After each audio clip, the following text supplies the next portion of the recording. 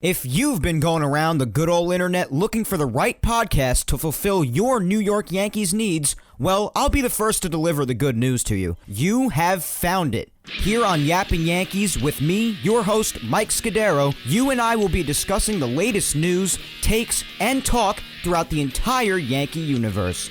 Oh, and there may be some ranting on my behalf. Yeah. Anyway, what do you say we get to it? Let's get to yapping! Well, hello there, my fellow Yankee fans, and welcome to episode 153 of the Yapping Yankees podcast, where we yap about the Yanks and nothing but those Yanks. As always, I am your host, Mike Scudero, here on the 4th day of September of the year 2022. Alright, guys, well, I'm sure you could imagine what kind of episode this is about to be after the kind of week we've had watching the Yankees, if you've even had the patience to watch them fully. And add that on top of the fact that, in general, just in my personal life, this wasn't really the best of weeks that I just got done having, so you're going to have to excuse me if my criticism of the team or certain specific players or whatever happened to be a little harsher today, because I'm just really not even in the mood to do anything today, to be quite honest with you. I'm just being, full disclosure, I'm just not even really in the mood to do this today. So I'm just extra ticked off, even though right now at the time I'm recording, it's about 2:15 in the afternoon. The Yankees are winning 1-0, their third and final game against Tampa. It's nice to finally see a lead. It doesn't really happen too much these days. But despite that, I'm still not in a great mood, and yeah, I just might come off as a little harsher today. So I'm just giving that little disclaimer before I even really get into much of anything today, so that nobody gets offended, gets their feelings hurt. Just got to put that out there right away. So remember what I was talking about last week? Basically the main subject of what the title of last week's episode was based around, the Dare I Say title, when I was saying, dare I say, after winning 5 games in a row, are the Yankees maybe back? Yeah, forget all that. Just take it out of your head like it never even existed. Just take that sentence from last week's episode when I said, are the Yankees, dare I say, back? And stick it right where the sun does not shine. Because since we spoke last week, on that Saturday before the third game in Oakland, since we've spoken, the Yankees have not only reverted back to what they were doing prior to that 5-game winning streak, and have totally undone that 5-game winning streak virtually, but they possibly could look even worse since then. Just when you think they had hit rock bottom, it gets even lower. Somehow gets even lower. I don't even know where to begin today. When I was thinking about how to start the show, what points to make and where to go, how to keep the conversation flowing nicely like I manage to do every week, I was just like, where do I even freaking begin? Do you want to start with going after individual players?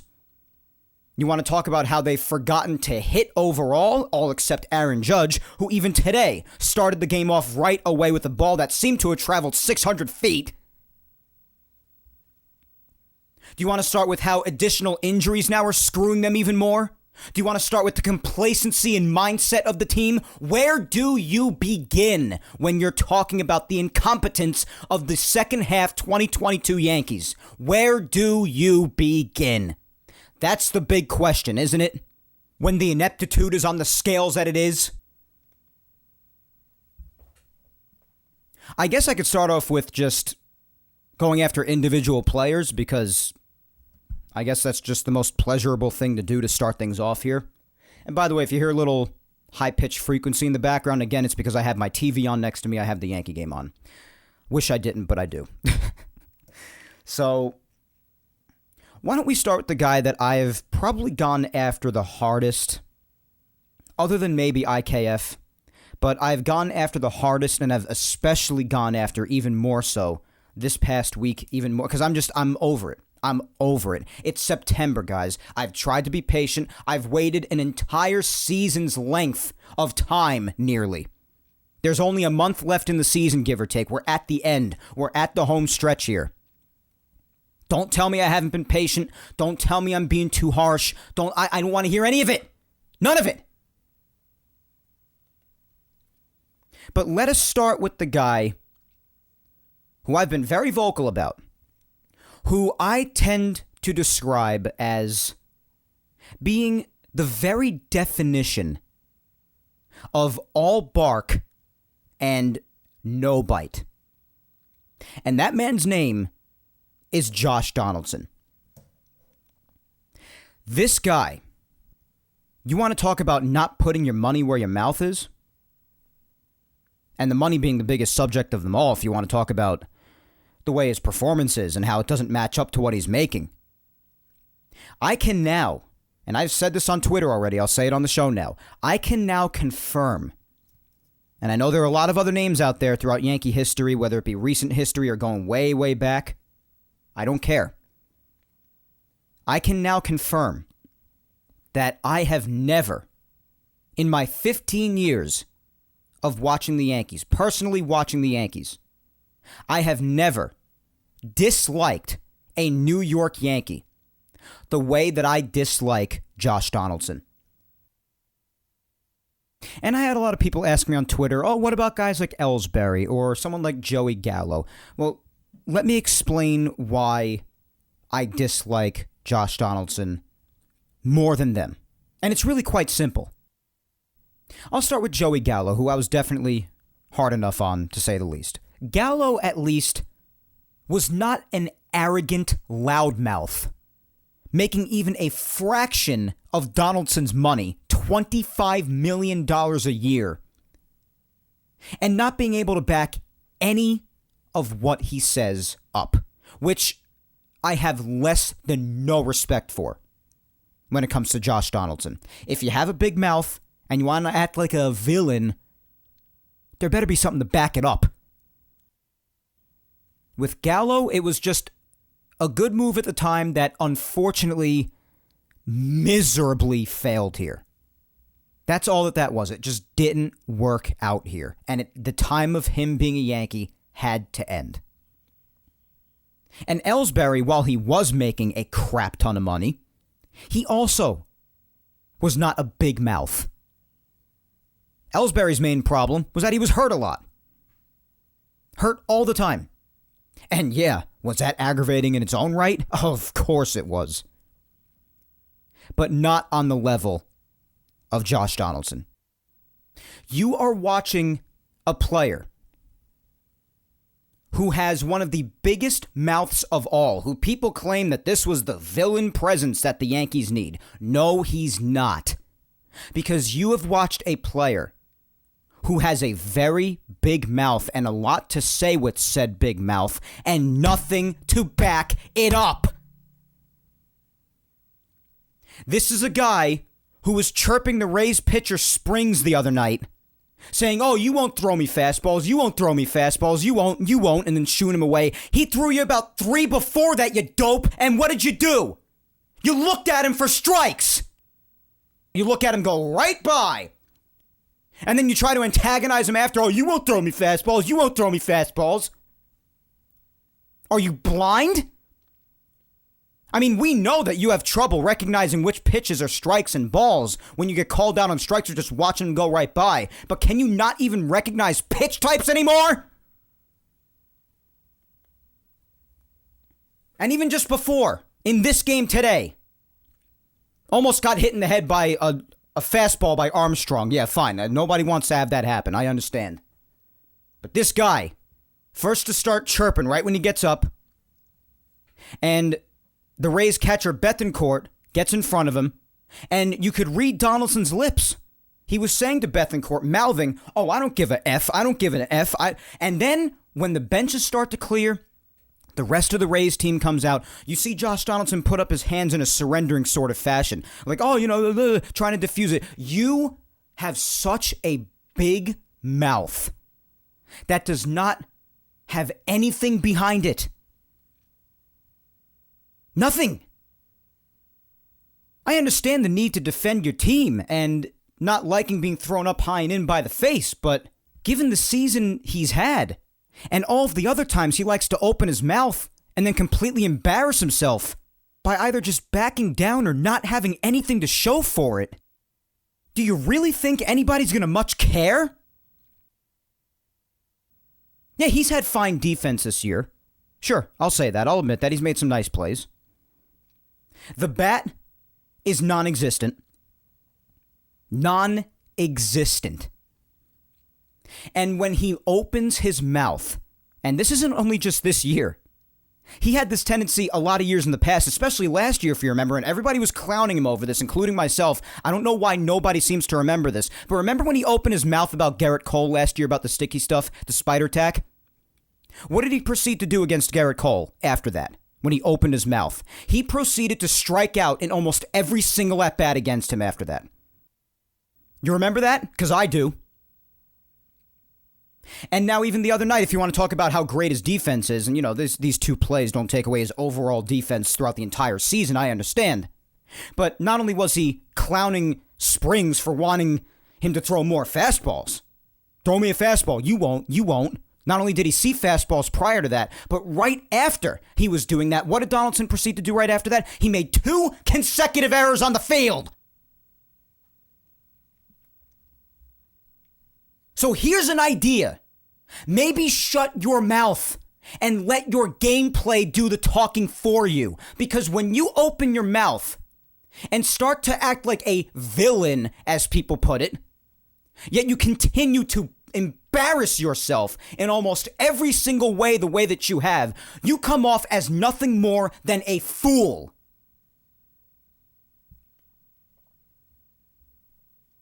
And that's what he has come off as for most of this season as a Yankee. And I'm tired of watching it. We are in September now. I'm tired of it. I'm over it. I mean, even in today's lineup, and this was proven even more so, I said this on Twitter even before the error with IKF happened earlier. I said the allegiance to not only Donaldson, but also IKF is unbelievable. But if you had to make a decision, and we'll get to Peraza being brought up later and everything, but today's lineup, Donaldson, IKF, Hicks, everybody in there, and I get it, the injuries that have happened, the continued injuries that we'll also get to in a little bit, have almost made the Yankees have to do that. I understand. But here's one thing that I would have changed about today's lineup, even amidst all of the limited options for the Yankees because of everybody that got hurt and has continued to get hurt. IKF continues to be shooed in at shortstop. For what reason, especially with Peraza up here, I don't know. Nobody knows. But here's a solution for you. Why don't you try sitting Donaldson, who's probably not going to give you anything anyway? Why don't you put IKF, I don't care if he hasn't played third base for the entire season. Why don't you put him at third, where he won a Gold Glove? If you so have to have him in the lineup for whatever reason, and on the field, which I'd rather not, but if you had to, why don't you put him at third base where he won a Gold Glove a couple of years ago? Put Peraza at shortstop, which is his natural position, instead of putting him out of position at second base, just to accommodate IKF, who has earned nothing. Put Peraza at shortstop, IKF at third. And even though he's been dreadful too, again, you're just out of options at this point, then maybe you play Glaber. I don't know. Just put somebody at second base. Even though I'm virtually done with Glaber too. I'll get to that in a second too. But my point is, why? Where is the allegiance to Donaldson and IKF coming from? Especially IKF, who really hasn't done too much at all throughout his entire career. Where does it come from? Even with the Yankees being limited, you have certain options to play around with now that you have the kids up. Sit Donaldson. Who cares? And I know that because the money he's making, and God forbid, they admit that, the Minnesota trade wasn't a good one. The trade that I was first up to crap on right away. With the exception of getting rid of Gary. That was the only positive that I thought existed with that trade. But I won't continue to bring that up. And if and when people start coming back from injury, it's even easier. Like when Bader comes back, you don't have to play Hicks ever again. Just put him in the outfield in his place, and then you could solely have Oswaldo Cabrera and Oswald Peraza in the infield where they primarily belong. And then when Rizzo's to come back, you have him at first, have DJ at third. You don't need to play Hicks or Donaldson anymore.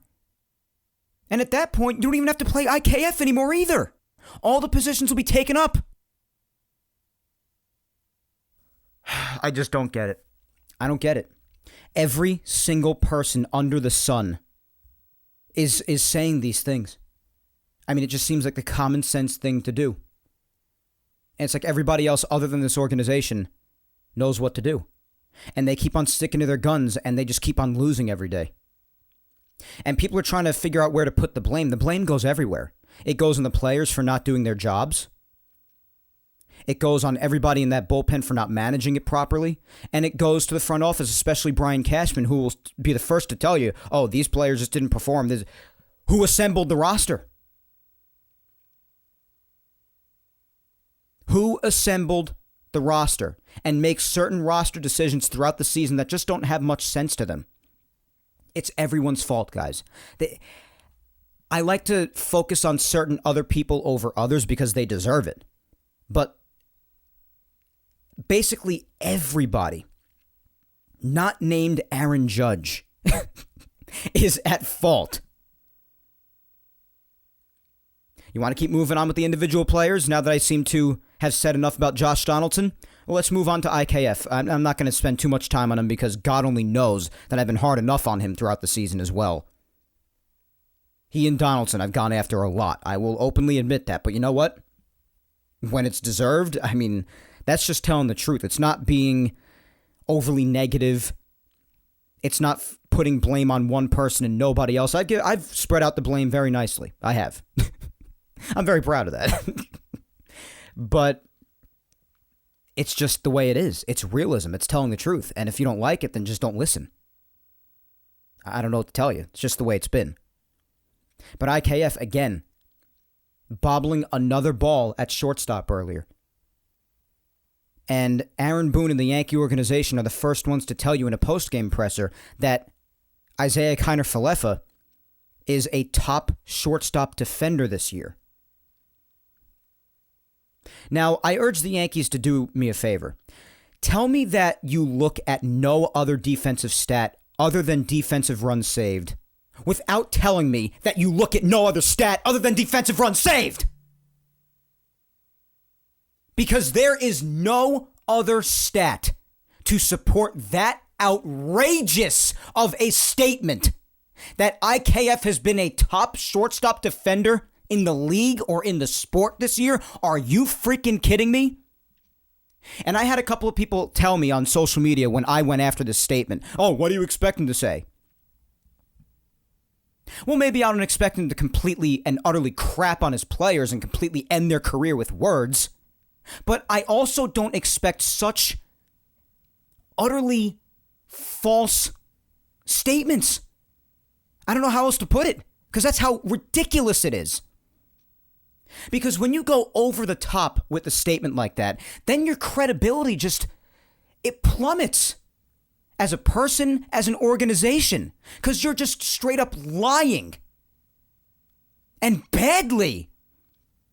Because there are countless stats to prove otherwise. If I were Boone or anybody else in the Yankee organization commenting on Isaiah Kiner-Falefa's defense after a bad error, you know what I would leave it as? I would leave it as perfect middle ground. I wouldn't crap on the guy, but I also wouldn't go out there and say something as utterly absurd as he is a top defender in the league at shortstop. I would say, that play has to be made. It has to be made because that's the truth. And you're also not going too heavy in on the guy, so you're not ending his career with words. You're not folding him. But you're also telling the truth.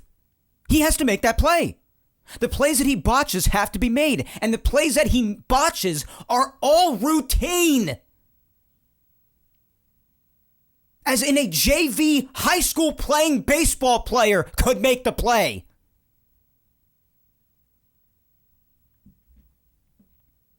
That's what I just don't understand where the allegiance comes from. The term king contact, if I hear that in reference to IKF one more time, I'm going to have a meltdown. I'm going to have a meltdown. I don't look at batting average as the end-all, be-all, but I also don't look at it as being worthless. It's somewhere in the middle for me, and I use a ton of other offensive stats to tell the bigger picture, as everybody else should.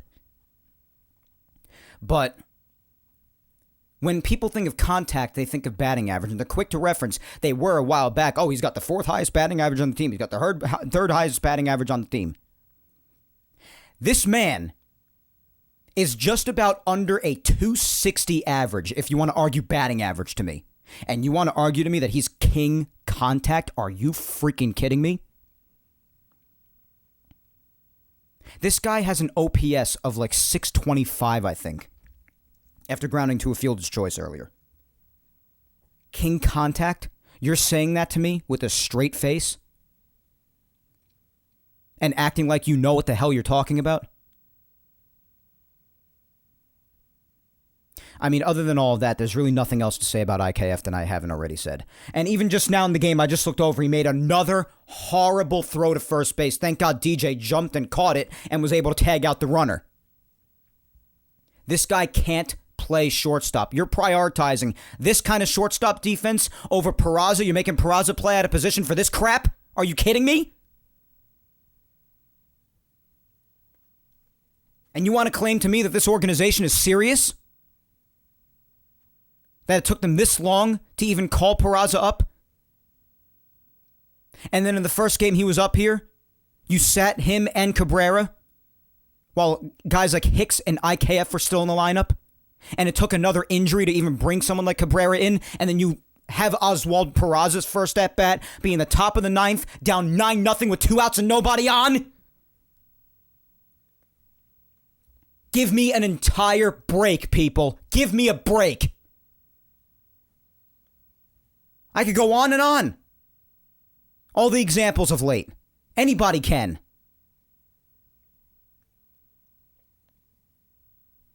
Why don't we move on to another player?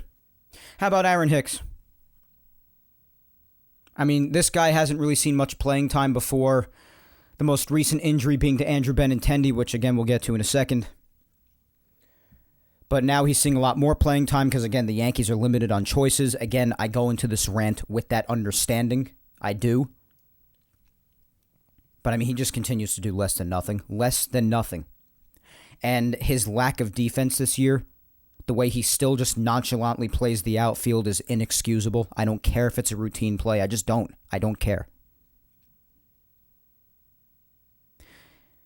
It's just, if the Yankees have the proper pieces in place and he's still getting at bats. I realize right now they don't have the proper pieces in place. Benintendi just got hurt. Bader's not back yet. I get it.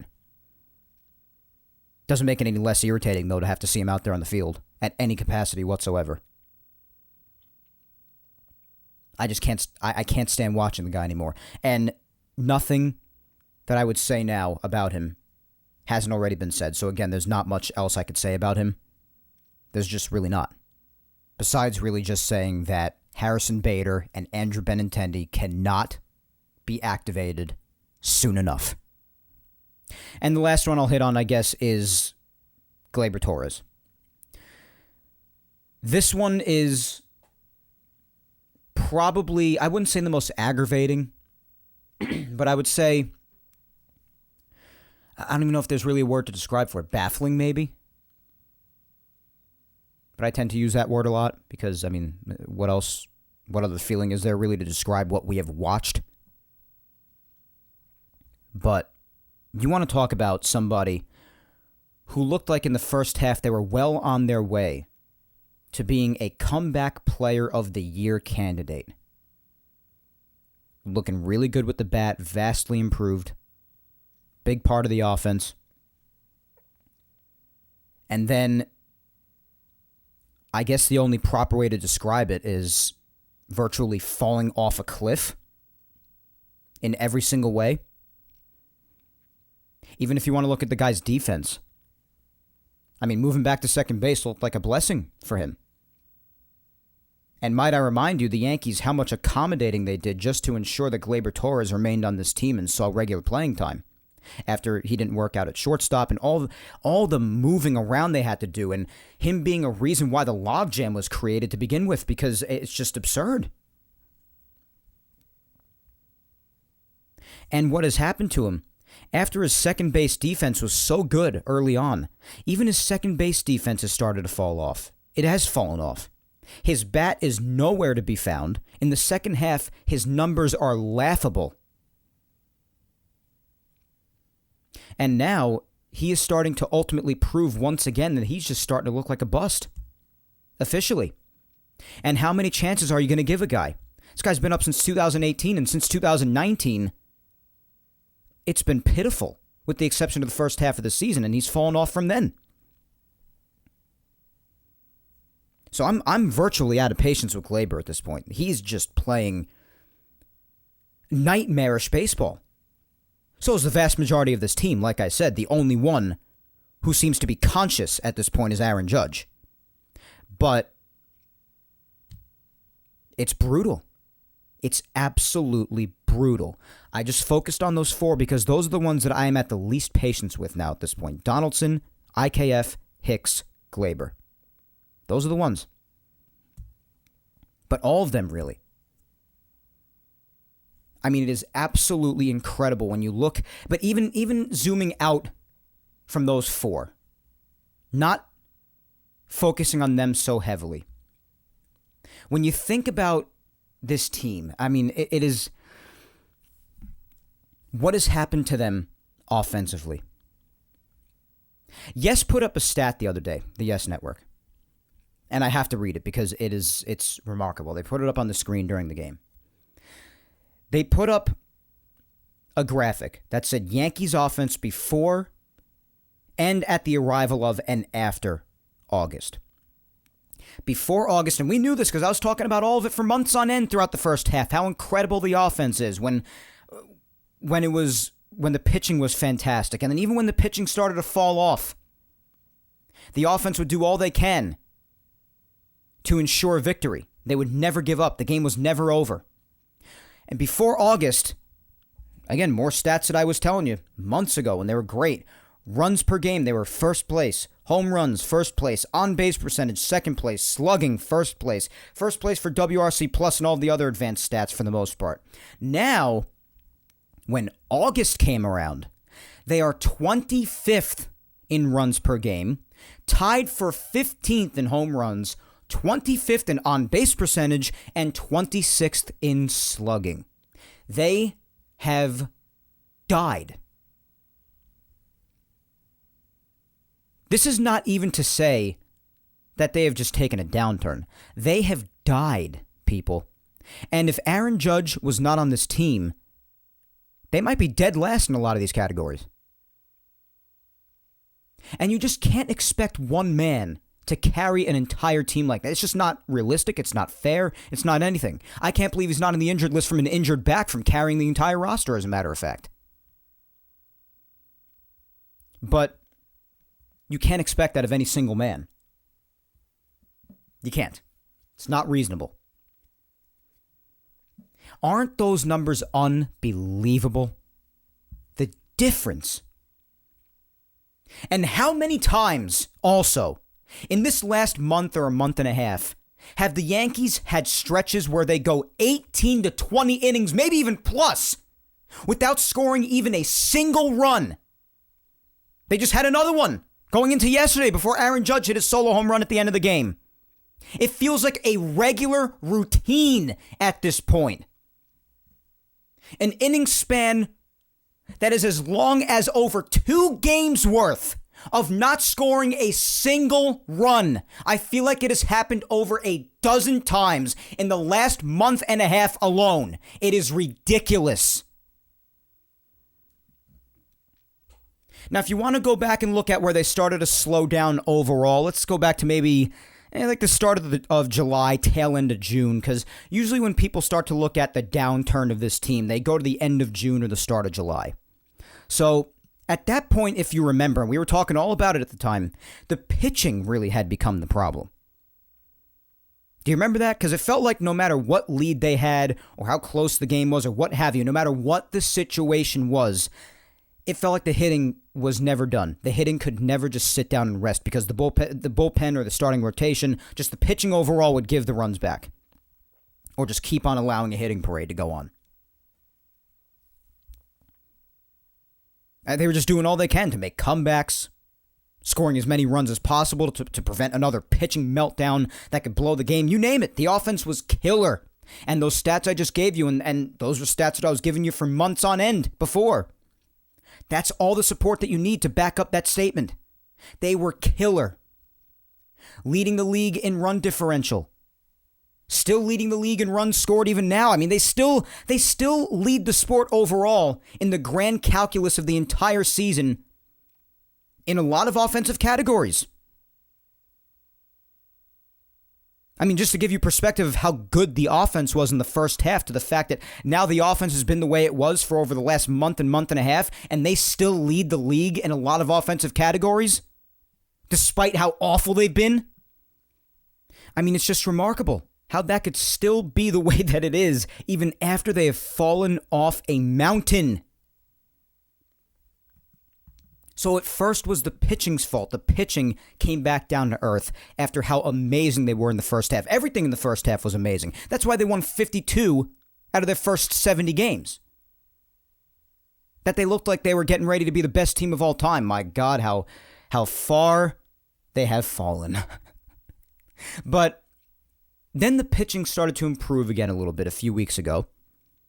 In August, basically a month-ish ago, the pitching started to improve. And they've been great again since, for the most part. And the offense at that point, and when the pitching was having its rough days, the offense still had their days inevitably. At that point, you were just like, oh, who can blame them? They've been so great for the entire season. But now, for weeks on end at this point, with the exception, again, of Aaron Judge, who now sits just 8 home runs away from tying Roger Maris's American League single-season home run record, which to me is the true home run record overall in a single season. With the exception of him and the godly season he continues to have, they have been so dead that it's hard to believe that that first half team and that first half offense ever even existed. When you truly think about the difference in this team, in this offense from earlier on, and the difference in the team overall from where they once were, I mean, it just renders anyone speechless. Speechless. Even someone like me, who you can't shut up if you dreamed of it. At this point, everything that can be said has been said.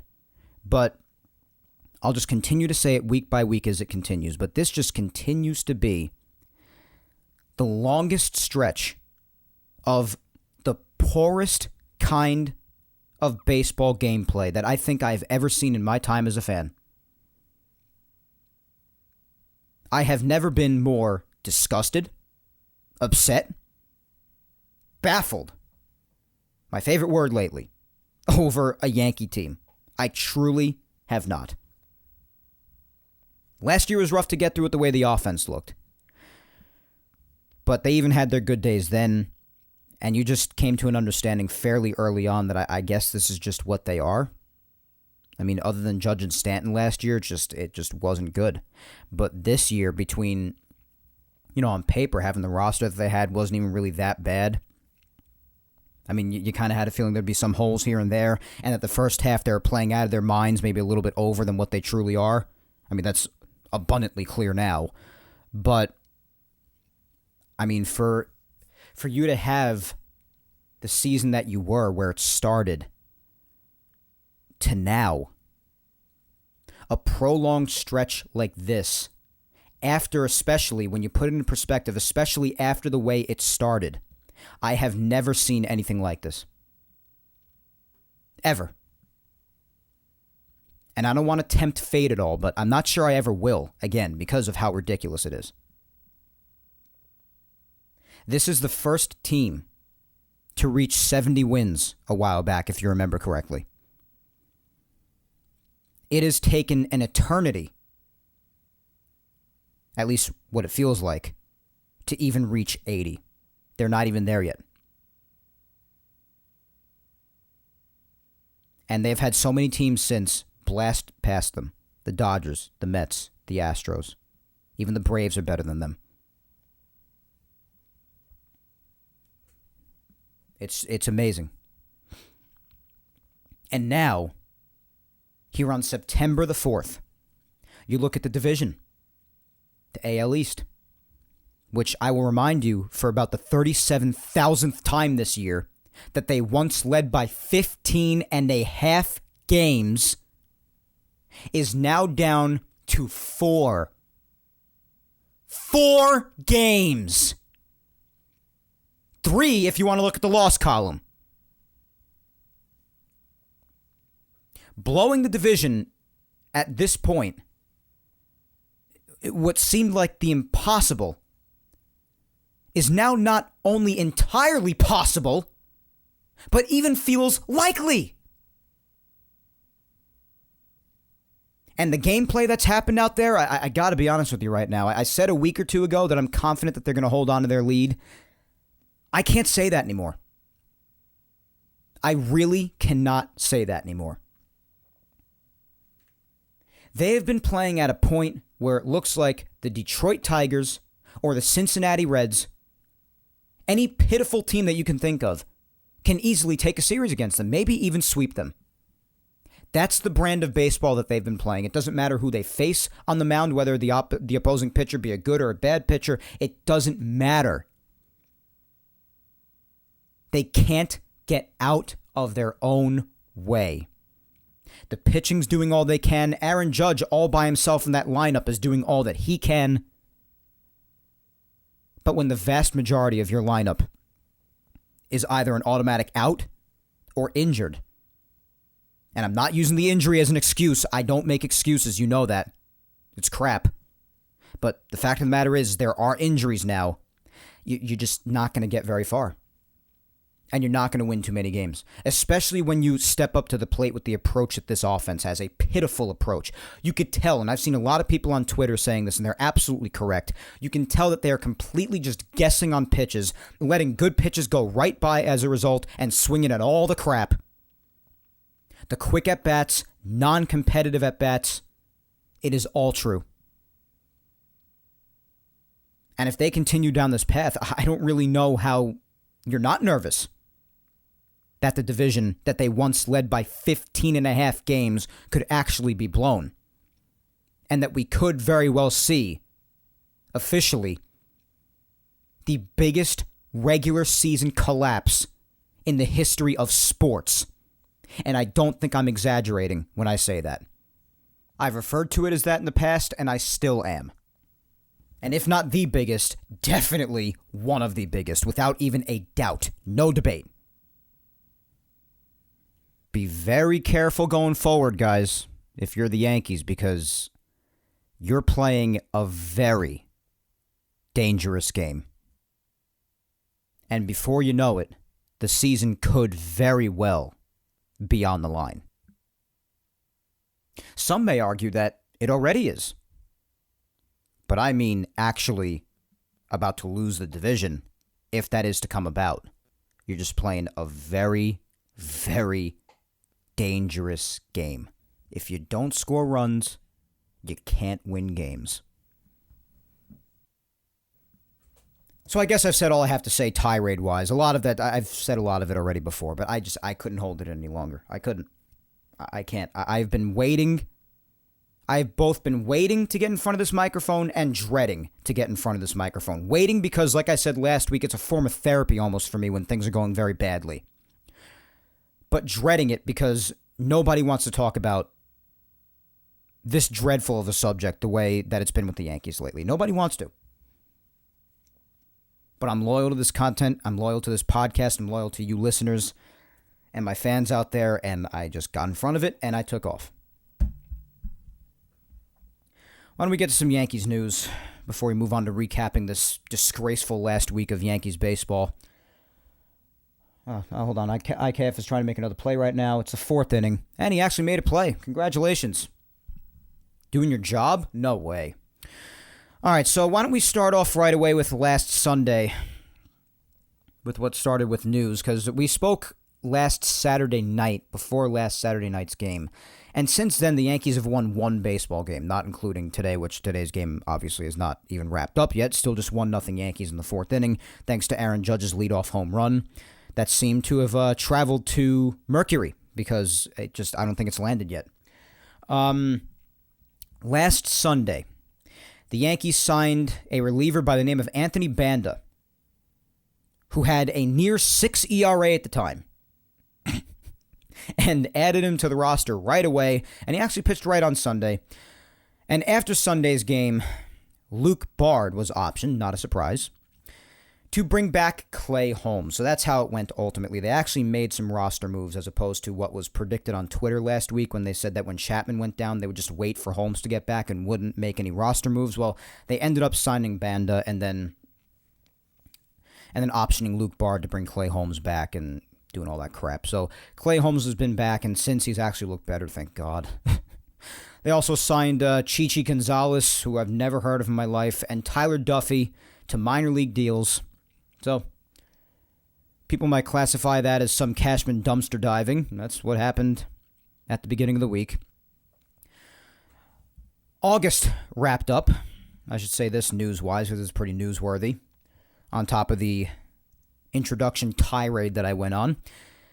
When August finished up just a few days ago for the Yankees officially, amidst their continued West Coast trip in Anaheim before they came back to the East to face the Rays this weekend, the Yankees officially finished the month of August with a 10-18 record. 10-18. And that is their worst record and most losses in any calendar month since September of 1991, over 30 years ago, when the team was a disgrace. And they went 9-19 in that month. And I also want to give credit where credit is due. That stat was given by Katie Sharp on Twitter. If you don't follow Katie, go follow her. She gives awesome stats out on the regular. And this is another one that she gave out. Worst calendar month in over 30 years. After that, with the rosters expanding, as we know, on September 1st, this was what finally had them call up Oswald Peraza. And on top of that, they promoted Anthony Volpe, to Triple-A. So things happening down in the minors with the promotion of Peraza that we have all been begging for. Volpe promoted to Triple-A. And I was real happy about that. Going into Friday, because Thursday, when the rosters expanded, was the off day. So after that, with the rosters expanding and the moves they were making, I was feeling pretty good. With Volpe being promoted and Peraza being called up, I was like, all right, let's give this our best shot. But then, of course, good things happening, as we know, as we've well established, cannot come without a price. The bill comes due. Right away in the beginning of the game Friday night, a couple of days ago, Andrew Benintendi left the game with a wrist injury, and he landed on the IL later with wrist inflammation. Not only is that a huge blow in itself, of course, because of how good Benintendi has been, but it also means, like I said before, that you will have to see guys like Aaron Hicks back on the lineup on the regular, because what choice do they have? Bader's not ready yet. Benintendi's out.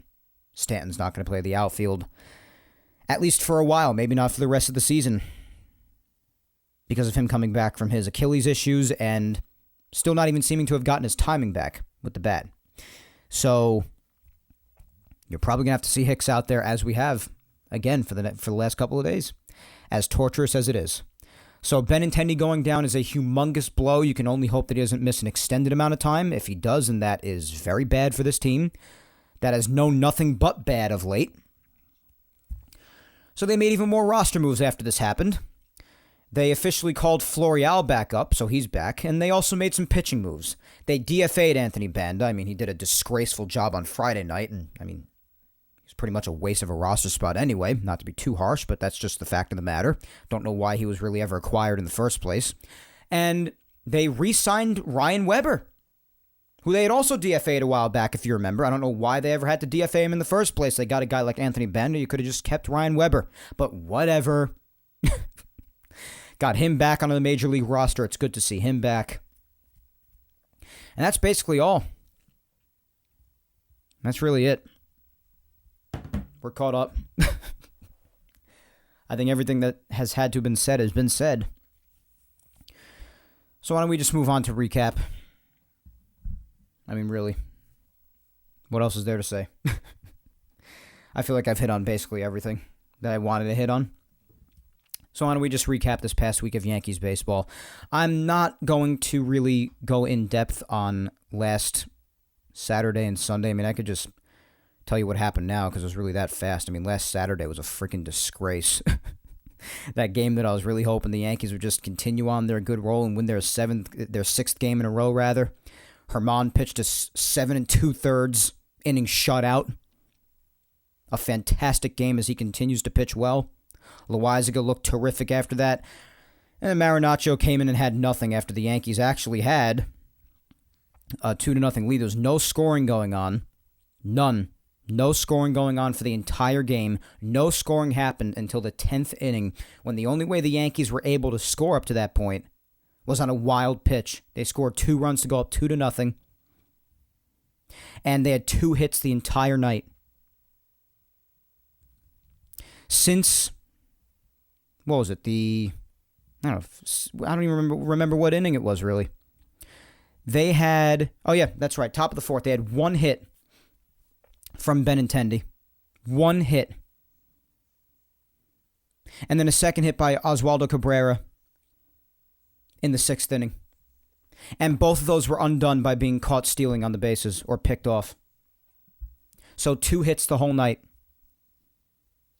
in an 11-inning game that it ended up being, because after they scored those 2 runs in the wild pitch only in the top of the 10th, Marinaccio came out and, shockingly, very, very rare occurrence for him, had nothing going. So he gave up a game-tying 2-run homer to Stephen Vogt, of all people. And then the Yankees couldn't do anything in the top of the 11th, shocker. And then in the bottom of the 11th, on a force out, Shea Langoliers came home to score. 3-2. Yankees lose an embarrassing game. It's whatever. Bounce back the next day, but they very much did not. After only getting 2 hits on Saturday night and only scoring 2 runs thanks to a wild pitch, they only managed to score 1 run on Sunday afternoon against the A's, only getting 4 hits. And the only run they scored in the whole day was an RBI single by Kyle Higashioka in the top of the 5th. But before that, well, Clark Schmidt took the mound because he didn't really have a choice, with the starting rotation now going down a bit, with Nestor being out and Sevy being out. So you're down some arms now. And Nestor, of course, as we know, is just a few days away from being back already from a groin issue. Makes it look even more like it was a Phantom IL stint, like I mentioned the possibility of last week. And Severino's already working his way back. But Schmidt had to play this game. He had to pitch this one, and he did not do a good job starting-wise. It's not fun to see because Schmidt is really good. He's done a great job, but this start, he just didn't have much of anything. It was a really annoying game to watch. I didn't watch too much of it because I was out and about, but I was staying tuned to it and keeping track scoring-wise. 4 1/3, 8 hits given up, 4 runs. Did strike out 7, but just didn't have much going. So gave up 4 runs. Yankees didn't hit at all, so they lost 4-1. Really nothing much else to say. So I guess we'll start our recap after that brief run-through on Monday. So let's jump into the Yapping Yankees time machine and breeze through this putrid past week of Yankees baseball. Let's go.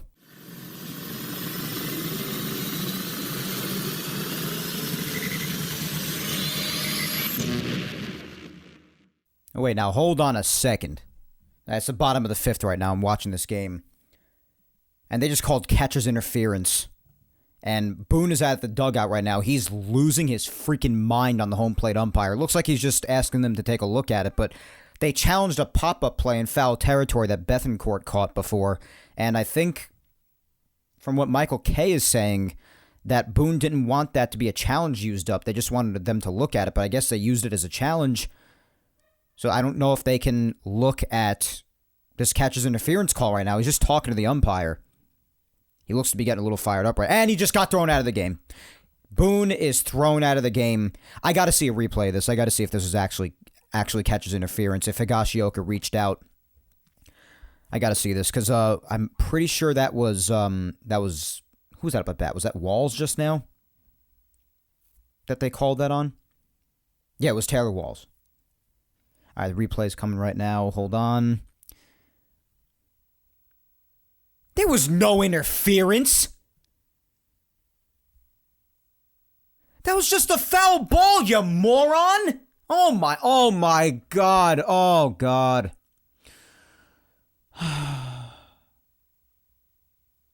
Yeah, amidst these struggles, yes, let's just have the umpires make themselves known now. That's exactly what this team needs.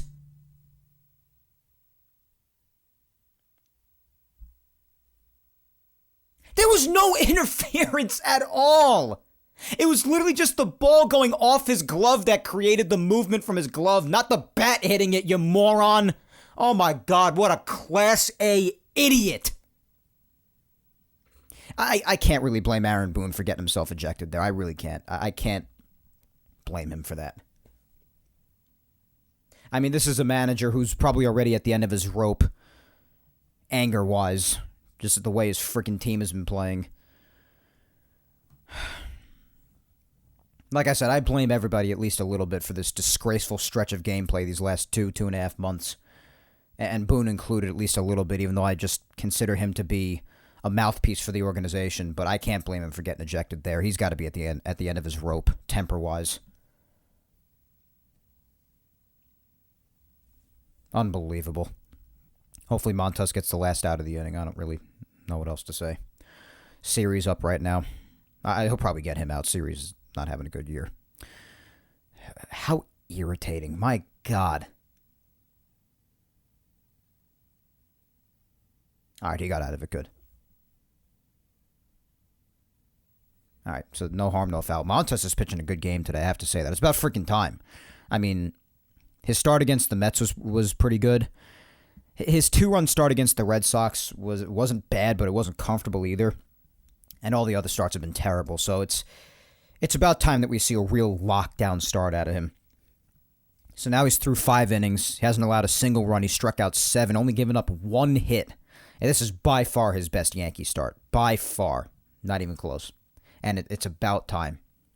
If there's ever a time where the Yankees need to stop the bleeding, it's today. All right, so let's blow through this freaking weekly recap. I was about to say another word.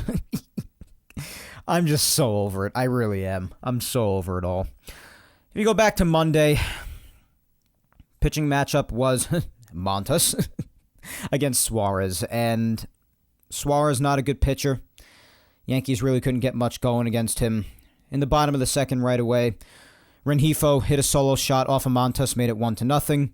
DJ in the top of the third hit a sac fly to tie the game at 1. Rizzo hit a freaking bomb to right field.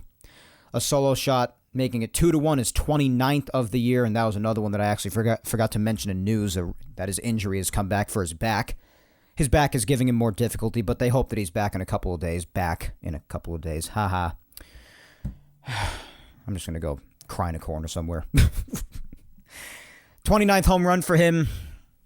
Hopefully he does come back soon, because he was really making some boneheaded decisions out there and just really not looking good before these home runs. And, of course, right when he starts to hit home runs again and starts to be heating up here, the back issue has to come back, because that's just the way it goes. Bottom of the fourth. This home run was baffling because this guy has done absolutely nothing this entire year except for just look at this upcoming series against the Yankees and choosing violence for some reason. Because Mike Ford stepped to the plate, former Yankee Mike Ford, having a miserable year, and hits his first home run of the year, a mammoth shot to right field to tie the game at 2, a solo shot off Montas. And in the bottom of the fifth, Shohei Ohtani, 2-run homer, made it 4-2. Top of the 8th, Judge with his 50th home run of the year. Solo shot made it 4-3. Yankees would end up losing 4-3. And the discussion that I was dreading, just dreading coming into this series, knowing that the Yankees and Angels were playing each other, was knowing that the discussion of who is going to be the MVP between Judge and Ohtani, I knew that that discussion was going to resurface, and I was dreading it. Because my respect for you and your knowledge as a baseball fan solely depends, right now, as of now, on who you believe deserves the MVP award more. And it has nothing to do with Yankee bias. This is as objective as it gets, looking at the numbers, looking at the seasons each one is having. If your answer is anything other than Aaron Judge after a nanosecond of thought, I question your knowledge as a baseball fan. Because quite frankly, Judge is probably hitting over 60 home runs this year. Having one of the best offensive seasons that anybody has seen in a very long time. One of the better offensive seasons ever by the time it's all said and done, probably. And if that isn't enough to take the MVP award over Shohei Ohtani, who is in every single way worse than Judge offensively, and Judge's defense even gives him even more credit on that side of the ball. If Judge's season cannot win the MVP over Shohei Ohtani, then no season from any player can. And at that point, you might as well rename the award the Shohei Ohtani Award, because it should just be given him every year at that point if you're just going to give it to him each and every year solely because he pitches and hits. He's not even the best in the AL at pitching, and he's nowhere near the best in the American League offensively. Judge is so far past him, it's not even worth talking about. So I've addressed this before. I don't want to go much more into it because it's common sense. It has nothing at all to do with Yankee bias. Nothing. It's just looking at every single offensive stat and accounting for, on the other side of the ball, the gold glove defense that Aaron Judge also plays, not only just in right field, not only just in center field, but in both. Multiple outfield positions. Multiple positions. Gold glove, even platinum glove-esque defense. And what he's doing at the plate, if this season cannot win the MVP award over Shohei Ohtani, just give it to Ohtani every single year without there even being an MVP race. And if you even want to do it off merit of what each individual player means to their team, even that is flawed logic. Especially when you look at what's going on with the Yankees right now and the fact that the only one that's conscious in the Yankee lineup is Aaron Judge. Where would this Yankee team be without Aaron Judge? Especially amidst these offensive struggles over the last month. I'll tell you where they would be. Nowhere. I'm not sure that they would have won a single game of the few that they've won in the last month and a half. I'm really not sure they would. It's that much of a difference, that much value to their team. If you take Ohtani off the Angels, guess what? The Angels still stink. Like they already do with him there. So even that logic is not correct. There's just no way of getting around it, no matter how much you want to hate the Yankees. No matter how much you want to hate a player like Judge, for whatever reason. No matter how much anti-Yankee bias that you have. If the roles were reversed and Aaron Judge was having this season on another team and Ohtani was a Yankee having the season he was having, I would say that Judge still deserves the MVP. This has nothing to do with Yankee bias. And right when this discussion started to come up again, I was like, I can't believe we have to talk about this again, as if it's even a debate. It's pathetic. Accept reality and learn about baseball. If you disagree with me. There is no disagreeing. And if the voters happen to go with the other way of thinking, then just rename the award. Rename the award the Shohei Ohtani Award because he knows how to pitch and hit. And you'll never be able to give it to anybody else because nobody else can pitch and hit. So just give it to him every year and rename the award. There should be no MVP race at that point. None. Anyway, moving on to Tuesday, the only game the Yankees have won in the last over a week. On the mound for this game was Jameson Taillon, and Taillon left the game after 2 innings. He got hurt, but he is actually in line to pitch again for the Yankees in his next start tomorrow, I believe. I think I saw Brian Hoke tweet that a bit earlier, so he's not going to be out going forward like for the foreseeable future, but he had to leave this game early. He only pitched 2 innings, allowed 2 runs. He was not looking good early on. And if he would have stayed in this game, it probably would have gotten way out of hand, and who knows, the Yankees might not have even won the game. But the bullpen came in afterwards, and they did a terrific job. Greg Weissert, after his disastrous debut, for the most part, has done a very nice job after, and he did a great job in this game. They couldn't touch him. 2 shutout innings, 2 strikeouts. The main headline in this game was how the offense finally showed some signs of life, and how great the bullpen was. Litke came in for 2/3 of an inning, did give up a run. But then after that, Trevino came in, a shutout inning. Marinaccio came in, nice bounce back for him, an inning and a third of shutout baseball. Loaizaga, an inning and a third of shutout baseball, 3 strikeouts, so 3 of his 4 outs were strikeouts. He continues to look fantastic.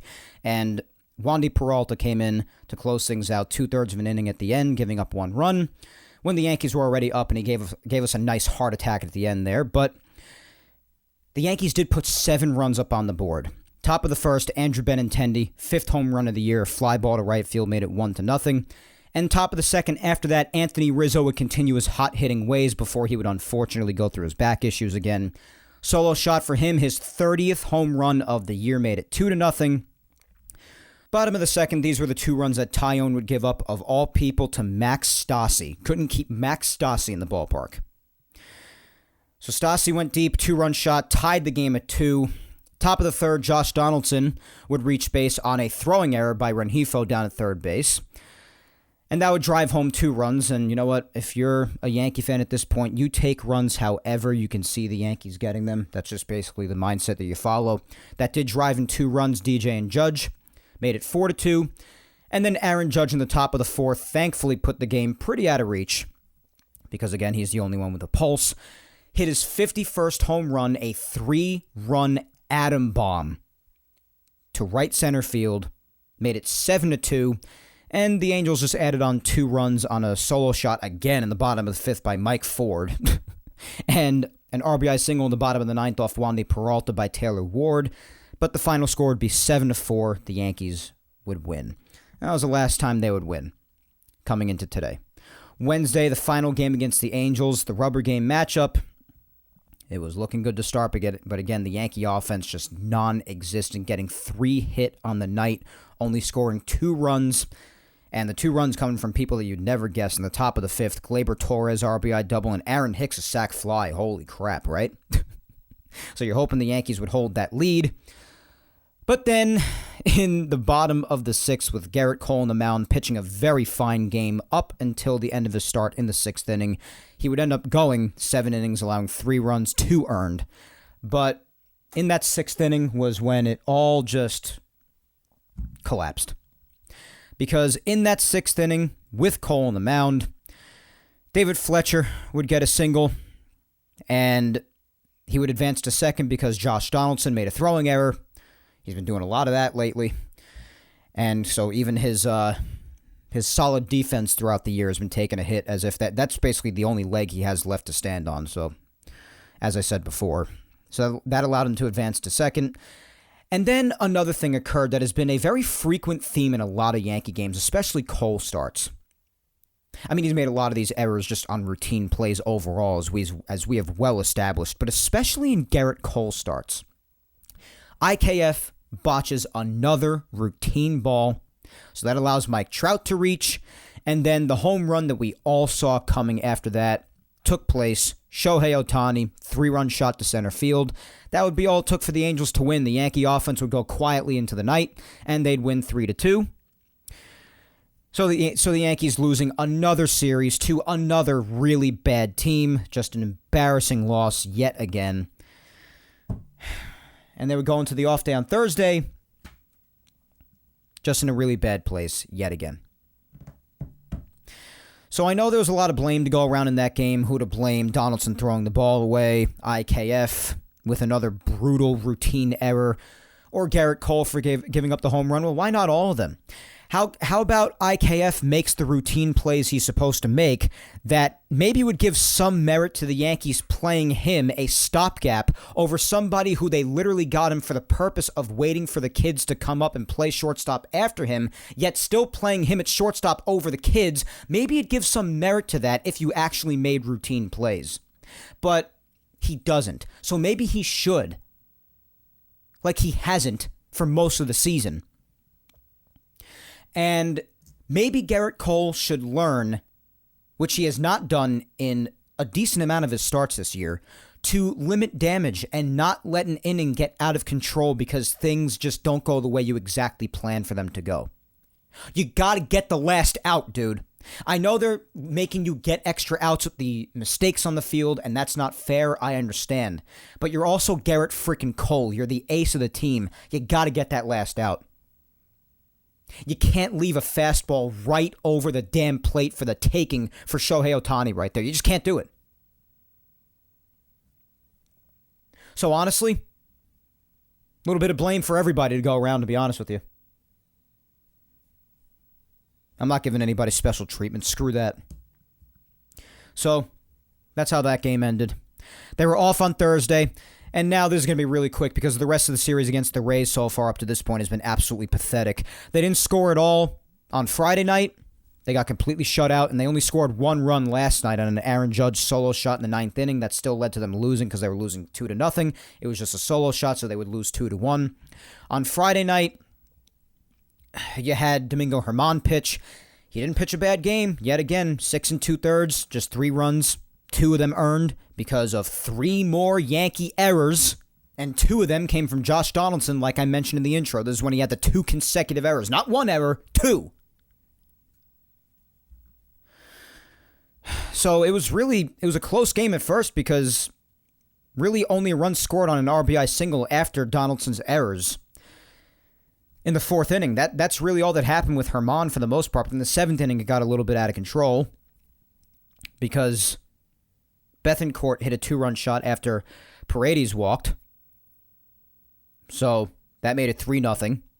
At that point, those are the only 2 earned runs for Germán because it was a walk and a 2-run shot, so those are earned. The one in the 4th inning is not earned because of Josh Donaldson's disastrous defensive gameplay. So that's that, really. And then things just got completely out of hand when Weissert and Banda came into the game. They each gave up 3 runs, just not good at all. But Weissert had been good again since his debut before that, so I'm willing to give him some slack. Banda had a couple of decent appearances too, but I mean, there was no reason for him to be here in the first place after DFAing a guy like Ryan Weber, who had actually had a lot of good appearances. So, whatever. The final score after all that would be 9-0, a complete embarrassment. And yesterday really had nothing happen, to be honest with you. Like I said, only Judge's solo shot, and the only runs scored by the Rays were in the bottom of the 3rd on a 2-run single by Yandy Diaz off of Clark Schmidt, who actually otherwise had a pretty decent start. 4 1/3 again. Just 4 hits to 2 runs and 2 strikeouts. Not awful. Not nearly as bad as his start in Oakland. But the Yankees lost 2-1, and here we are today. Right now, we are in the bottom of the 6th where we stand as I look at the TV. Lou Trevino's in the game for Montas. Montas had a very nice start. Yankees are still only up 1-0 on, guess what, a solo shot by Aaron Judge, because that is the only way the Yankees score nowadays, as I said. Hopefully they score more as the game goes along. But it's only 1-0 right now, so this game has another heartbreaking loss written all over it. Hopefully I'm wrong. Trevino's in the game right now. I do like how he's done out of the bullpen, though, since he's come here. He's probably been one of the better acquisitions from the trade deadline, to be honest. So is Efros, but Efros is out for injury right now as well, like we established. He's on his way back doing a throwing program, I think. Britton's still doing rehab. Just a bunch of people working back from injury. Just a ton of them cannot get back here soon enough. Because I have never seen a Yankee team more in need of reinforcements or just any sort of a continued shakeup or just jolting, just anything. Anything.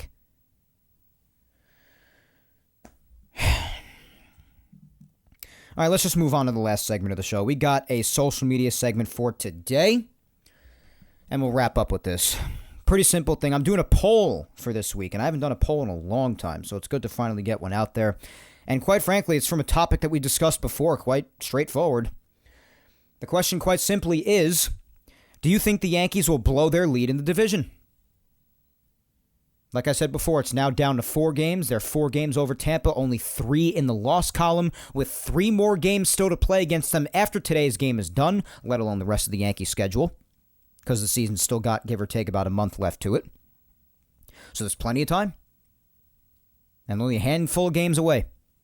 So it's very likely. Not saying it's definitely going to happen, but it's very likely. Now, I already gave my opinion more or less earlier on, so I'm not going to really reiterate it. I'm not sure whether or not they will, but at this point, with the direction they're headed, if guys don't come back from injury soon and their gameplay doesn't turn around, they'll absolutely blow it. I mean, they're only 4 games up, guys. It's very possible. What seemed like the impossible is now very possible. I said a week or two ago that I am confident that they'll hold on. The optimistic side of me that's still ever so slightly shining inside of me is still saying that, but I'm also acknowledging the realism in it, that it is very possible, especially given their gameplay, that they could blow this. And especially given their complacency with it all. I mean, the quote by Aaron Boone last night, if we don't turn this around, you're going to have quite a story to write. Well, I got to tell you guys, I'm so glad that you're all handling the situation of potentially the worst collapse in regular season sports history so lightheartedly. I'm happy that you can. Oh, well, listen, I've said all I have to say. I think that's safe to say. So let's hear what you guys think about this. Let's start with @Gibbs626, and Gibbs says, been obvious for about a month now that they weren't going to win the division. I wouldn't say for about a month. I mean, as recently as a week ago, they were still up by 8. So I wouldn't say as much as a month. But right now, it's certainly very likely. @NYY Sports Fan 96 says, if they keep playing like they don't care, then yes. Yeah, I have never, that's one thing. I have never seen a team who was playing the way they were in the first half and the way that they are now. After playing like that, I have never seen a team that was in another galaxy gameplay-wise, so far above any other team in the world, now look so disinterested. I really have never seen anything like it. That's really what I meant before by saying, when you account for what they were just like 2 months ago and where they are now, it's staggering. It will render anyone speechless. Anyone. It really is incredible. But yeah, I don't see how that's wrong. @Kathy Goss 2 says, I have to say yes. I hope I'm wrong, but they have no fire right now. Just going through the motions. Not all his fault, but I think you have to fire Boone to shake things up. I hope you're wrong too. And I hope the part of me saying that it's very likely is wrong too. I mean, realistically, it is very likely because of how close it is now and the way that they continue to play. So that's not even being negative. That's being realistic. But I hope that they don't blow it. Obviously not. I don't want to see the worst regular season collapse in sports history happen to my team after they already had the worst collapse in sports history in general in 2004 in the ALCS against Boston. I don't want to see my team responsible for 2 of the biggest collapses of all time.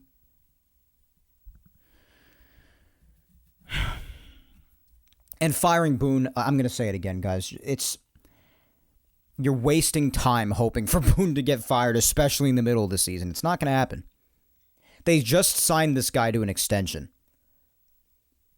So I really, really doubt that they're going to get rid of him, period, anytime soon, but especially not in the middle of the season. It's just not going to happen. At the top of the 7th just started now, and Judge just hit a double. Wow, what a shocker. Leadoff double for Aaron Judge? Really? A 3-hit day for him? No way. Come on. Sounds like a lie to me. Sounds fake. I'm telling you, he's the only one. He's the only one. He's the only one doing his job. He's all alone out there. Sad. And DJ's up right now. And even DJ hasn't been the same. You got to wonder if things are still going on with his toe, because he is just... He's not the same DJ. He's not doing anything now. And the season that he was having when he was healthy, he was fantastic. The old DJ was back. Now it looks like 2021 DJ's back with him potentially not being healthy at the moment. It's just, he's not doing anything. Not the same hitter. He's not lifting the ball. He's not having great at-bats. Just not doing his thing. All right, let's continue on. At RJB5150 saying, starting tomorrow, this team will turn it around. So meaning today on Sunday because it's posted on Saturday. Okay. Well, they're winning right now. I'd like for them to have a bigger lead than 1-0, though. At 2022 NY Giants says, the wild card, here we come. Well, even that's risky because if they lose the division, you got to remember something. The wild card, especially with the three teams in the AL East right now being the Rays, the Blue Jays, and the Orioles, is really close. So if they lose the division, they could lose the wild card in like 2 seconds.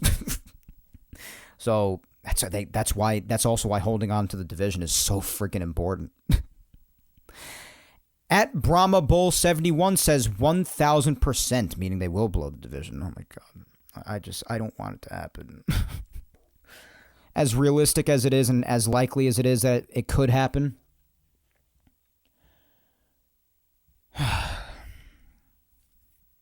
Next, we have at Yankee Ken saying it certainly looks like they will lose their lead. There's no cavalry coming. Too many injuries and slumps. Boone already looks like he's lost the team.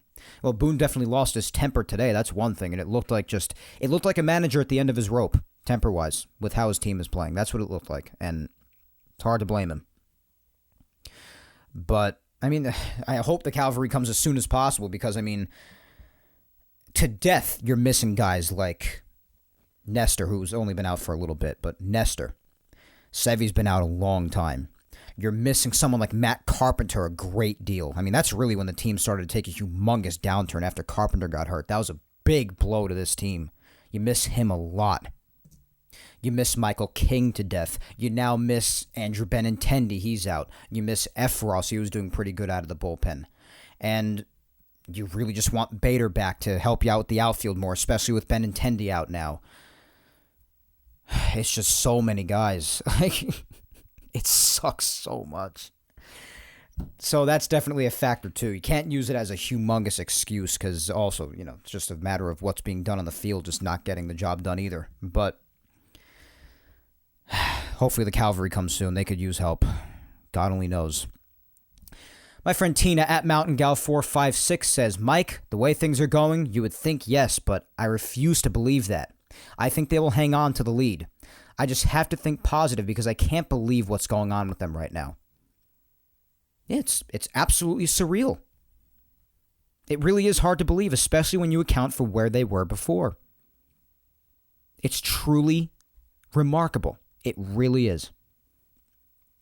At Mike M2180 says, we can be as positive as we want, but there is no insight now as to how they will play. The odds are way against them, though. We can always have hope, but it's not in the cards as of now. Yeah, nobody knows the future, of course. You can only speculate based off what you've seen lately. Oh, wow, I just realized DJ just hit a ground ball and Judge barely advanced to third in time. That was really good, so... Oh, my God. So the Yankees actually have another rally, but how are they going to get out of this one without scoring? You ask yourself constantly because that's what you've been regimented into thinking. So it's first and third, nobody out. I actually want to watch this at bat right now, so let me take a break for a second from answering these questions. Oswaldo Cabrera is up right now and Stanton to follow. Stanton actually hit a pretty decent fly ball before with the bases loaded, but it was caught in right field. Let's see, I'm standing up right now. I'm into it. Ball one to Oswaldo. He showed bunt, but he pulled back in time. All right, in between pitches, let me try to read one more reply really quick. At Stickman731 says, no, I'm a Yankee fan and will believe it until mathematically eliminated that they will hold on. And listen, the optimistic part of me is thinking that as well. And I hope so too, man. I hope that that's the case. And how hard Tampa Bay's schedule is going forward, and they do have a tougher schedule going forward, that helps you feel a little more confident. But if the Yankees don't take care of their own business, then that just doesn't help anything, no matter how hard an opponent's schedule is. It just doesn't.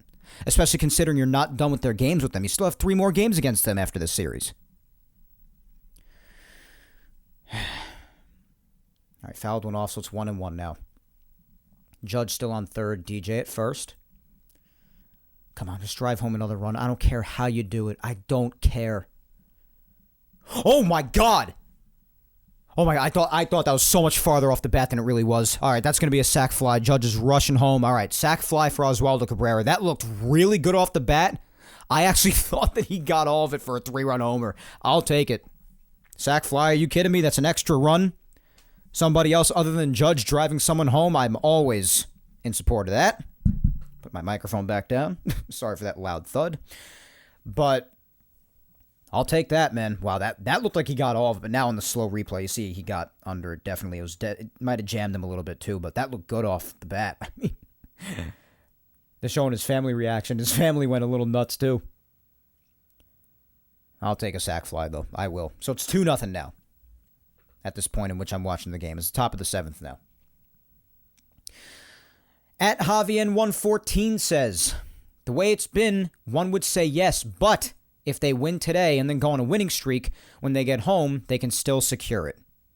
Yeah, they absolutely can. I mean, they're up 2-0 right now. I don't care if it's only one game in the series. It's a big one because it's against the Rays, and they're the ones directly behind you. So, yeah. I mean, hopefully. I got the Twins up next. The Twins also aren't good. So, they're just very blah. So, you got to win games against them. And if they don't win games against the Twins at home, you better believe the Yankee crowd will let them know what they feel about it. Man, Stanton's timing is just off, man. I love Stanton. A lot of you know that already. I love him to death. I could never insult the guy. I mean, I'll call him out if he's not doing well, and he has not been doing well. I'll say that. I'll be honest. You know, I tell it like it is. My bias does not get in the way. Stanton has... The first game he had coming back was real good. It was his best game against the A's, but since then he hasn't done anything. He's just yet to get his timing back, though, man. His timing's way off. He's getting blown away by 90 miles an hour right down the plate. I mean, it's not good. High fastballs are easily getting him right now. And he just popped one up into foul territory. He's going to be caught. Damn it. All right, well, that's probably the only run they're getting home in the inning. It's better than absolutely nothing, I guess. Whatever. You got to lower your expectations, right? At DMI199106 says, Judge and pitching should still win the division, but the Yankees won't be AL champs if DJ, Rizzo, Stanton, Glaber, and others do not contribute offensively.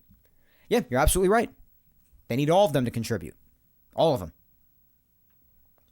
And if they don't get huge guys like Carpenter and Benintendi and Rizzo back soon, and Rizzo seems to be coming back the soonest of the bunch, of course, but if they all don't come back and play to a great deal of their full potential, yeah, their chances are not great. You're absolutely right. It has to get done on the field. How else is it going to get done? Spencer at Musician DMD, my good friend Spencer says, the Yankees are not making me look good in my answer. And it's not pie in the sky blind faith, but I feel like things will work out and they'll still win the East. But I don't say this without expecting scorn from other Yankee fans. I'm listening to my gut, and that's what my gut tells me. You're not going to get scorned from me for being positive. As long as you acknowledge that there's definitely a possibility that it could be blown because that's realistic, then that's not blind faith. That's just optimism. I have no problem with that. I mean, anything could happen. They could go on a winning streak. It's just what are the chances of that based on what we've seen and what they have available to them right now. That's just the fact of the matter. I hope they do. I hope so more than anybody. But as of right now, I'd rather watch paint dry than watch this team. It's torturous. I'd rather go to the beach and count sand than watch this team. It's... Listen, if your gut's telling that, then good for your gut. That's all I can say. I hope they do, but I definitely acknowledge that it's very likely that they could blow this thing. And if they do, that Yapping Yankees episode is going to be a good time. At Big Blue 0923 says, if we keep playing like this, 1,000%. Yeah, it's true. Rebecca at Peace Now for Life says, Mike, as a fan, I have to believe that they will not blow their lead.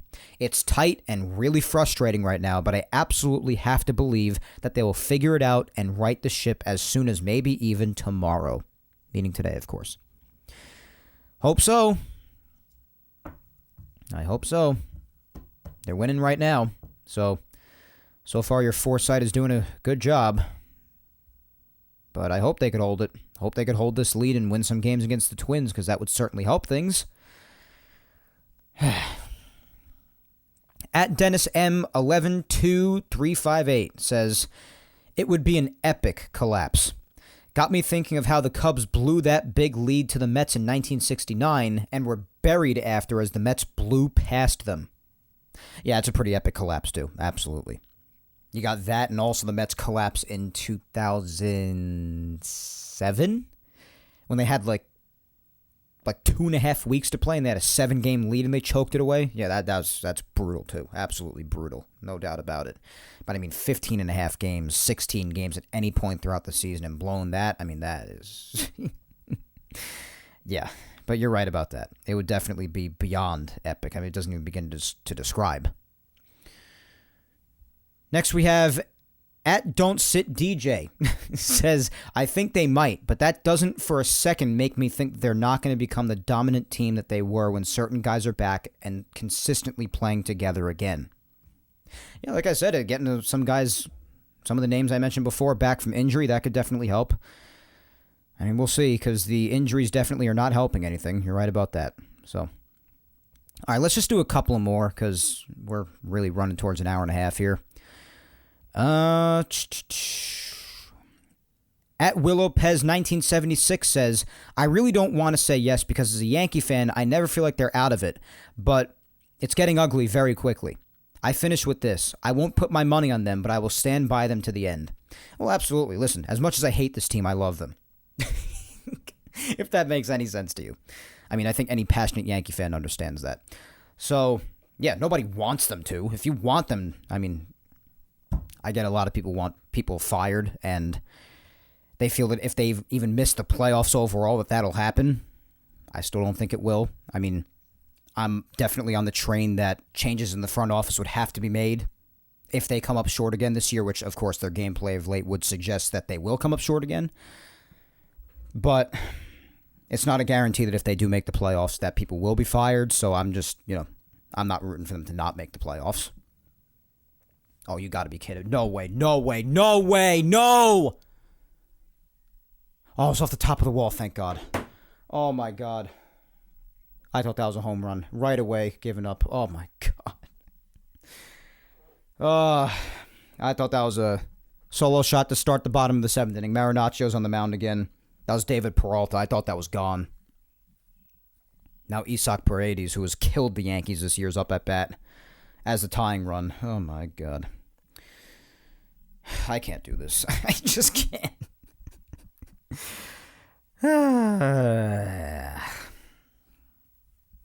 But yeah, of course. I guess that's what I have to say to follow up your reply. That there's no guarantee that even if they do come up short, that anybody's really going to be fired. So you gotta root for them to win. You're a fan. You gotta root for them to win, no matter how much they drive you insane. As much as I am just anti-Cashman at this point, I really am. It's hard to be pro-Cashman right now. Just as I look up and down the replies to all the replies that I just constantly can't get to, and I'm not going to this week as I do every other week because there's just too many of you. Just so many just fire Cashman comments. That's everywhere you go. You can't avoid that, but even more so in times like this. All right, let's just do maybe 3 or 4 more, and then we'll wrap up the episode for today. At H.H. Hendricks 1 says, unless they make a big decision, which has to be fire Boone before we play and lose again, then we are now certain to lose the division. We need fresh leadership and someone who can come in and really motivate and inspire. Nothing positive is happening without a seismic move. I gotta tell you, it's just not happening. They're not firing Boone, I think, period, anytime soon. And they're especially not firing him mid-season. Get it out of your heads, people. I'm just trying to save you some time and energy. It's not happening. And Marinaccio just walked Paredes now. First and second, nobody out. Here we go. It's just the main thing you got to resort to. Just saying, here we go. It's just the same old crap. Whatever. All right, next we have, let's see. At Giaquin16 says, my heart says no, my brain says yes. I think that basically sums it up. That's a pretty good answer. Alrighty, last 2 as per usual.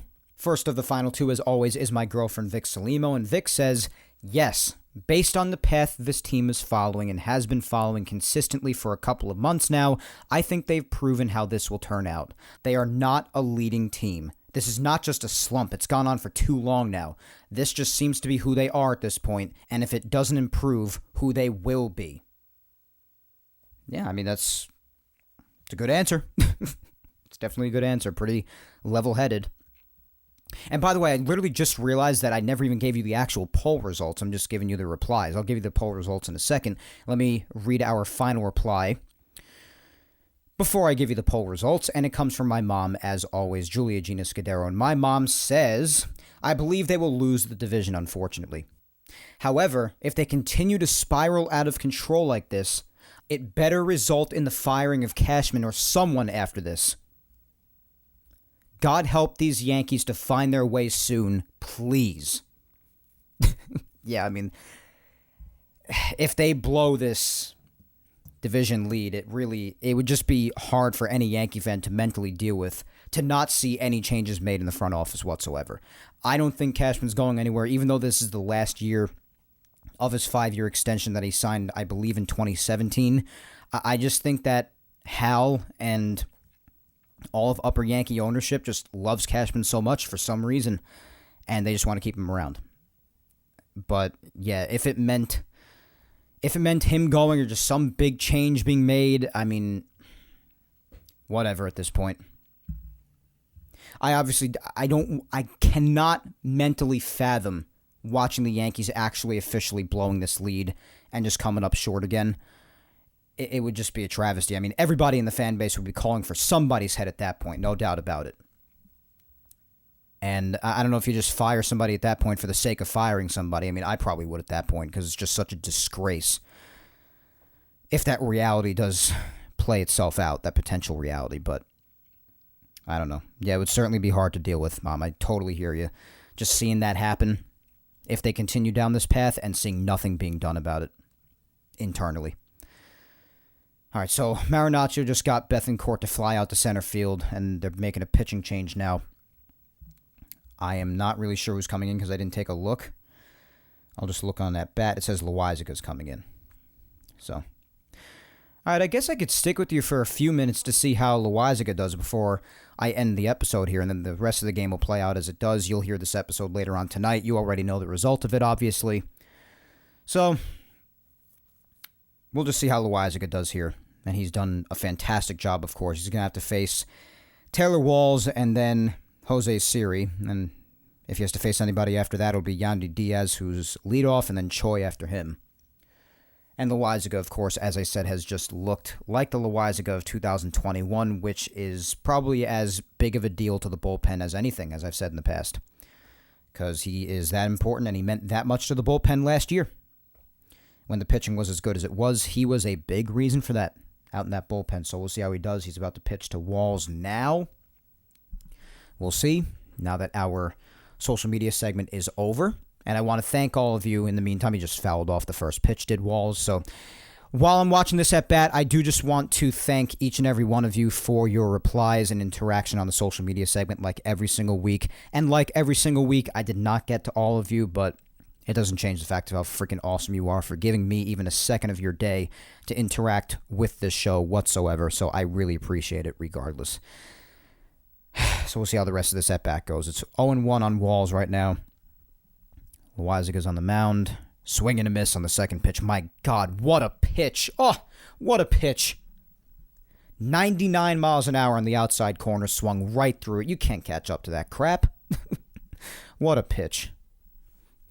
And Siri's on deck. So if you get Walls out now, which you should get Walls and Siri out, no problem, theoretically.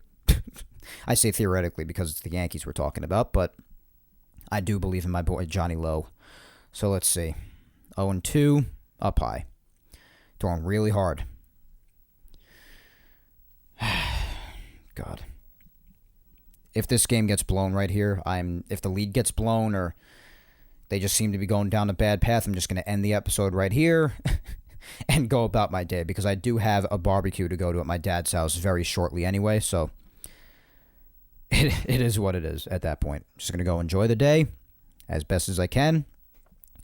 Try not to continue to let the Yankees ruin my days and just go from there. Pitch outside, 2-2 now. Can we just win this game? I just want to win a game, dude. I just want to win a game. I know this must be pretty weird for you guys to listen to because you're listening to this tonight or at some point later on in the week and you already know how this turns out, but this is the point I'm watching it right now. You even hear it in the background. Have the game on. Strike three! Strike three! What a changeup. Oh, pulled the string. Beautiful. Oh, my God. That's lethal to a lefty. Woo! That's lethal. 2 outs. Johnny Lowe is so good, dude. I'm so happy he's back to his old self. You have no idea. All right. Oh, we got a pinch hitter. Aranda's up now. Good hitting prospect, as Paul O'Neill just said, but I don't know. We'll see how he does. Against Johnny Lowe, he's pinch hitting for Jose Siri here. Johnny Lowe's got one more out to go, and then the bullpen has 2 more innings to eat after this. It would be lovely if the offense gave them more runs, but we all know we can't come to ask for too much from these bats other than Aaron Judge.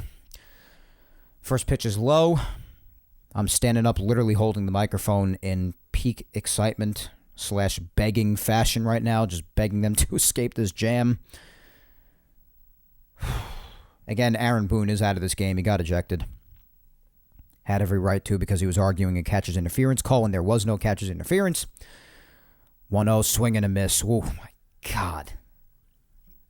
Loaizaga's fastball is literally as electric as it was when he was at peak performance in 2021. All right. I got to reach for the remote. I'm just going to lower it a little bit. I don't feel like getting copyrighted by getting some of the Yankee broadcast on my podcast. You know what I mean? Don't feel like having that happen. 1-1, swung on and missed. Oh, my God. So 99 right down the plate. I love that. That is such confident energy right there. Here's my best 99 right down the plate. Try to do something with it. You can't? Well, deal with it. Because I'm just better than you at that point. I love that. Love it. Inferior talent to you. Give them your best stuff. If they can't hit it, it's not your fault. You're just too good for them. All right, they just called time. Come on, just get him out so I can wrap the show up, please. I got a barbecue to go to. And I'll have this out to you later tonight, of course. All righty, 1-2, 1-2, come on. I think this is Loaizaga's 9th pitch of the inning, I believe. You could have him at least start the 8th, regardless if he gets out of this now. 1-2. Check swing. I don't think he went around. No, he didn't. So it's 2-2 now. It's change up outside. I would love to broadcast Yankee games one day. You know that? I would absolutely love that. I could definitely do play-by-play or even color. Either one. I would love to do it. People have told me that I should.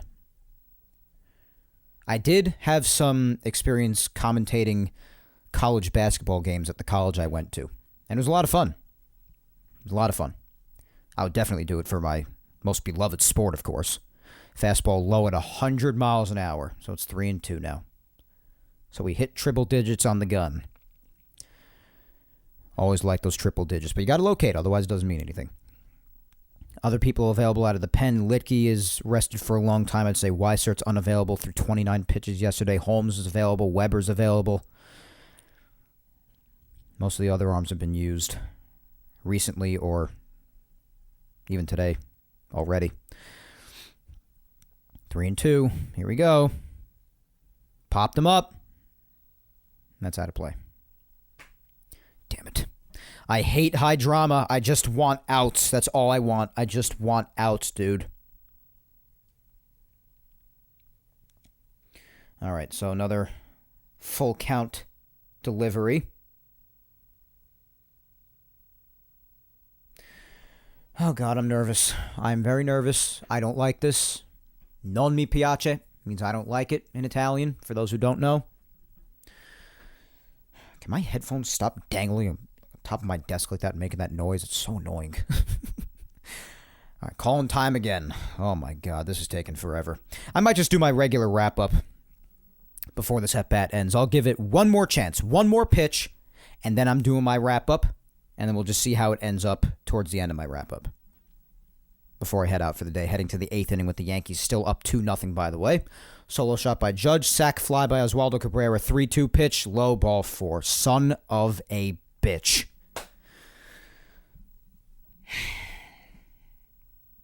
Had him 1-2. Clearly looking like the superior talent on the mound. And you walk him to get to Yandy Diaz, who kills this team. I just don't understand. I don't understand. I don't get it. All right, I guess I'll do a... Actually, no, there's a mound visit right now. Matt Blake is going out to talk to him. So I guess I'll do my wrap-up, because other than that, guys... And I should mention the freaking poll results like I said I would, by the way. I totally forgot about that. I am doing a great job right now. It's just my concentration's elsewhere. It's on the game right now. So the results of the poll, by the way, to the question, do you think the Yankees will blow their lead in the division? As if you couldn't tell from the replies already being massively in favor of just saying that with the way they're playing, I guess they're just going to blow the division. The results said the same thing. Because out of hundreds and hundreds of people who voted, and I thank you all for voting too, by the way, 75% of people said yes, they will blow their lead in the division, and only 25% said they won't. So that's where the mindset is right now, guys. I'll watch the first pitch of this at-bat right now, because now the mound visit is over. Yandy Diaz is getting ready to take his digs against Johnny Lowe, and the first pitch is a breaking ball outside. All right, but with that being said, guys, I guess I'll just say the results of this after my wrap-up's done, but that is all for episode 153 of Yapping Yankees today, and as I wrap up, I'm still standing up, just really into the game right now. But that is all for episode 153 today, my friends. As per usual, if you do not already, please follow me on all social medias. My Facebook fan page is Mike Scudero NY. On Twitter, I'm at Mike Scudero. And on Instagram, I'm Mike Scuds97. Please subscribe to Yapping Yankees on all 4 of the platforms that it is available on. That's YouTube, Apple, Spotify, and SoundCloud. Leave a like below on YouTube if you're listening on there, and just show your love on all 4 of them. And if you've missed any Yapping Yankees episodes, well, I'll tell you right now, the good news is that you can very easily access any of them. Episode 34 all the way up to episode 153 today are all available on YouTube, and every episode going all the way back to episode 1 all the way up to today are available on Apple Podcasts, Spotify, and SoundCloud. Once again, thank you 3000 for listening to me yap today. As always, my friends, I have been your host, Mike Scudero, and I will talk to you next Sunday. Unfortunately, on the tragic anniversary, the 21st anniversary of the tragedy of 9/11 on September 11th, when I come at you with episode 154 of Yapping Yankees. And as I just saw the game right now, Diaz broke the bat, ground ball to shortstop, flipped to second, out of the inning. Thank God. So still 2-0 in the top of the 8th. Let's hope they hold on. Gotta win a freaking game. Until I talk to you next Sunday, though, guys, as always, hang in there, be patient, stay safe, look out for your loved ones, and Yankees, there's really just nothing to say at this point. Hold on today, just win games, win freaking games, make smart decisions. Just freaking win. Don't allow the biggest regular season collapse in sports history, at least one of them, to happen. Just don't do it. Just win freaking games. Let's also get guys back from injury, and let's just win games. That's all I can say. They've beaten us all to such a pulp here in the second half. What else can you say? Just win freaking games. All right, guys. Godspeed. Talk to you next Sunday. Take care.